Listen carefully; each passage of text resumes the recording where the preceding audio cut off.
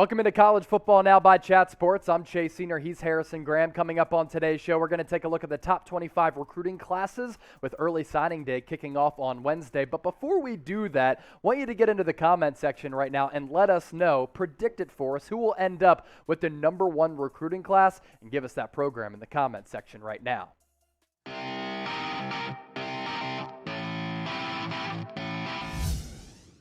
All right, so we're going to take a look at the ever-changing top 25 recruiting classes in college football. Of course, this fluctuates and changes over time, considering who commits to some of these programs, who decommits in the crazy world of college football, which has really become a lucrative business over time. So we're going to go 25-1, and we start off with number 25, Indiana, 15 commits coming off a down year under Tom Allen. Yeah, and like Chase said, especially like 15 through 25, really 15 through 30 or so, a lot of fluctuation. So if you're watching this, you're like, Indiana's got the 23rd ranked class. You're talking about like half a recruit worth of a difference in terms of how close a lot of these schools are in the rankings. So keep that in mind. 15 commits, they got 4 4-stars. Look, Tom Allen needs to bounce back in a major way. Bringing in a top 25 class would certainly go a long way for Indiana. And who else stands out here? A couple of really good programs in Oklahoma State and Oregon. Obviously, with Lanning going to Oregon, that changes things a little bit. Yeah, Oklahoma State real quick. They added a 4-star as we film this on Monday, so that jumped them into the top 25. Mike Gundy has done a good job historically of winning with average to above average talent, not always elite talent. So for him to get a top 20, 25 class would be big. Oregon's a team to watch.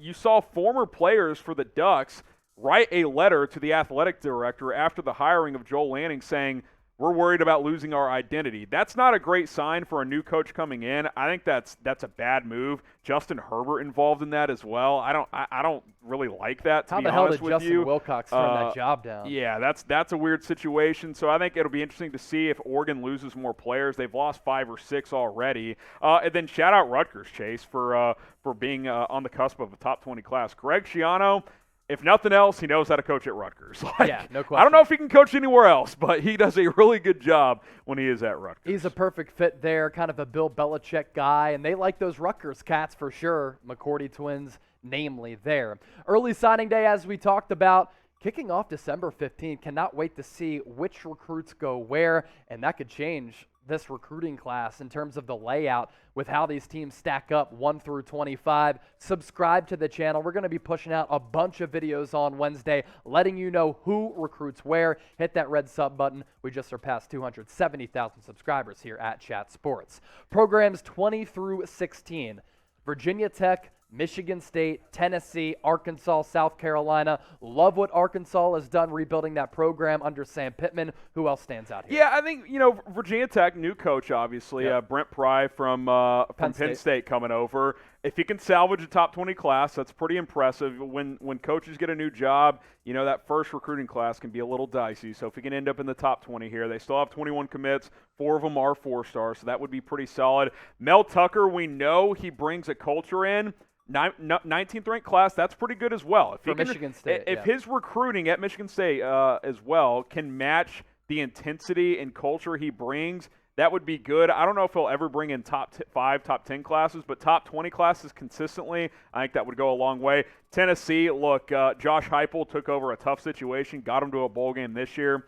I think to get a top 15, top 20 class would be nice. You mentioned Arkansas. Sam Pittman, I think, is doing a great job there on both sides of the football. And then South Carolina, Shane Beamer, the son of Frank Beamer, coaches at Oklahoma for a long time, gets them to a bowl game this year with very limited talent. I think he had to start 4 different quarterbacks this year, including a grad assistant for a couple of games. If he can salvage a top 15 class, Chase, that would be very, very impressive. He's got 16 commits, including 20 commits, including 16 3-stars and 4 4-stars. We'll go 15-1 here in just a few moments, but have to give a shout out to today's sponsor, Fanatics, for making today's show possible. Wonderful deals going on. If you use that link down below, it's chatsports.com/CFB hoodie. A lot of these college football hoodies available for up to 50% off. Christmas right around the corner. You're trying to get yourself some swag. get somebody else some nice gear, you can do so by using our link down below. You have to plug that in so that Fanatics knows that Chat Sports sent you, and so that 50% deal does apply.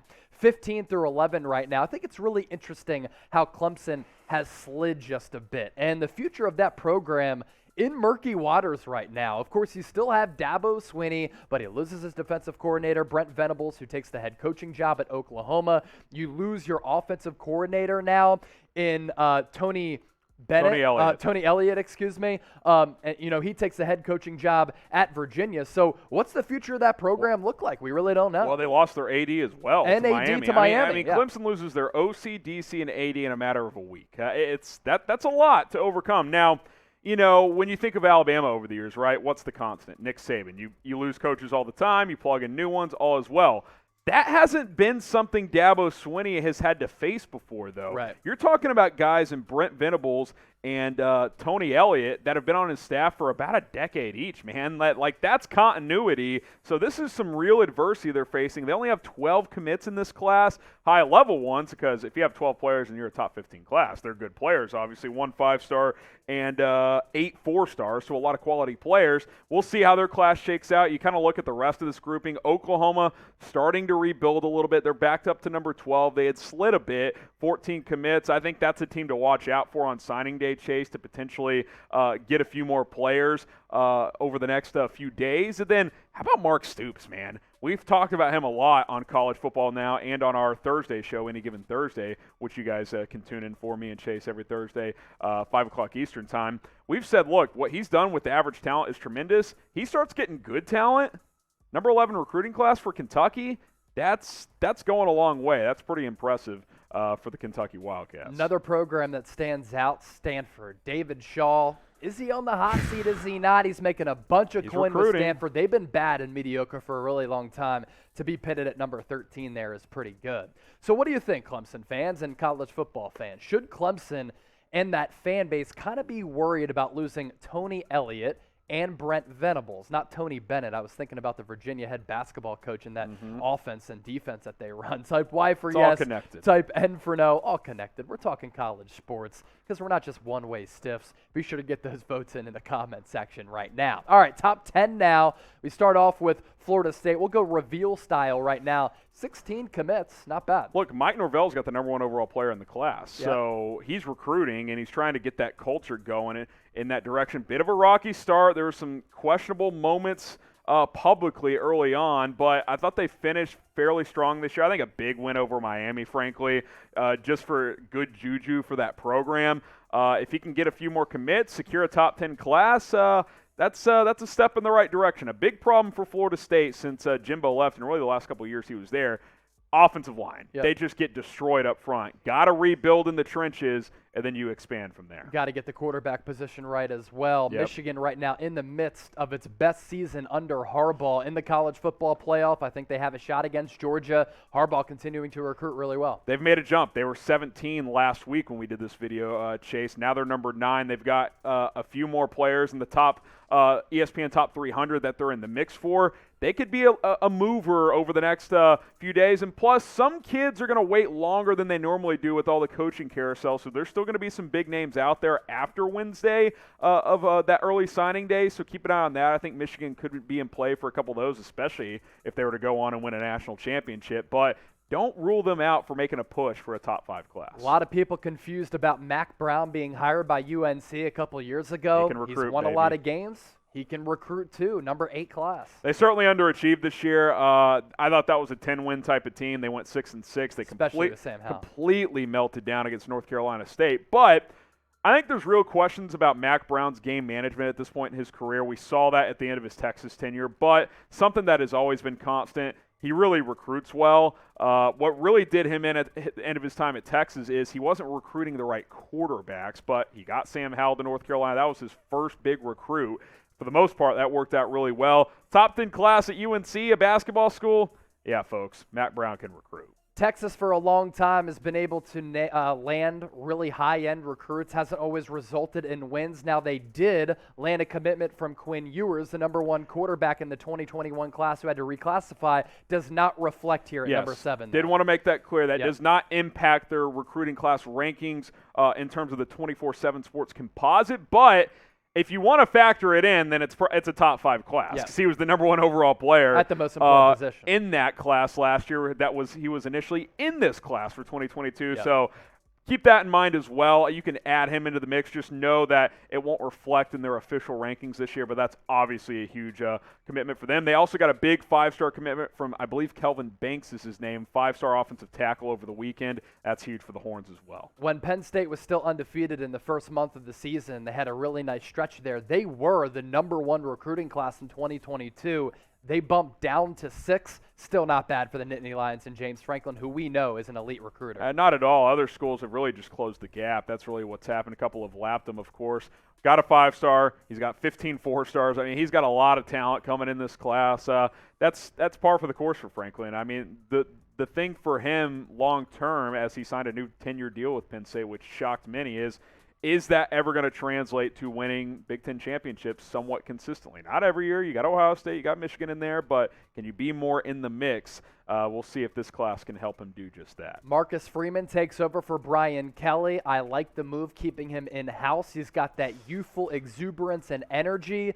Really good defensive mind, and I think recruits really excited to play for him, as evidenced by being at number 5. Who says you can't recruit at Notre Dame? 17 4-stars, a 5-star. Obviously, academic restrictions there, but there's a lot of good talent out there. You just got to find 20 to 25 of the right players you're looking for, and Yep. Notre Dame's very attractive in that regard. That's why they got a number 5 class right now. Ryan Day doing a hell of a job. Now, Harrison, you're the host of Chicago Bears now. You'd probably like Ryan Day to team back up with Justin That'd be Fields to be the nice. head coach of Chicago.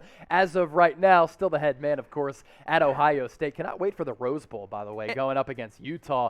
He continues to recruit, and really, he's an offensive genius as well. Yeah, and you wonder if he's really even thinking about the NFL right now, because they did just poach Jim Knowles, the defensive coordinator at Oklahoma State, who did an absolutely fantastic job. That would point to that not happening. Yeah, I mean, he would have to be overwhelmed, I would think, from the Chicago Bears, which maybe that happens. Hey, here's $8 million a year, 8 years guaranteed, and hey, you get to work with Justin Fields, who you know very well. That's pretty enticing. But they just got Jim Knowles to fix that defense that struggled this year. That was evident against Oregon early in the season and against Michigan. They've got a lot of good defensive talent coming in as well, which should help. Buckeyes doing what they do, and that's recruit really well. 2 years ago for Texas A&M, their only loss was against Alabama. This year they beat Alabama. I think recruits across the country, especially in the talent-heavy state of Texas, have taken notice of that. Jimbo Fisher killing it. 4 5-stars. Yep. And 14 4-stars and a couple of 3-stars as well.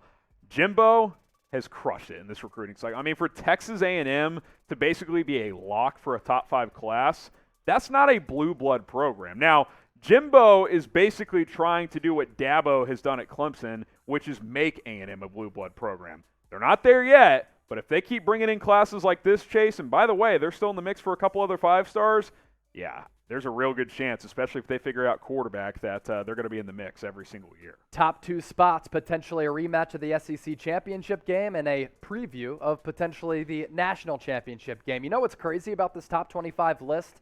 No LSU, but at 2, Georgia. At 1, Alabama. We'll break that down here in a second. Yeah, obviously LSU trying to figure things out with Brian Kelly. You get a new coach in there. Things can be a little tricky in recruiting in that first year. Georgia, Alabama. I mean, those 2 in Ohio State have really, those have been 3 of the top 5. Yep. Pretty much every year. With Clemson as well, not as much Clemson this year. Those 4 schools are almost always in the top 5 recruiting classes over the last half decade or so. For Bama, obviously a lot longer.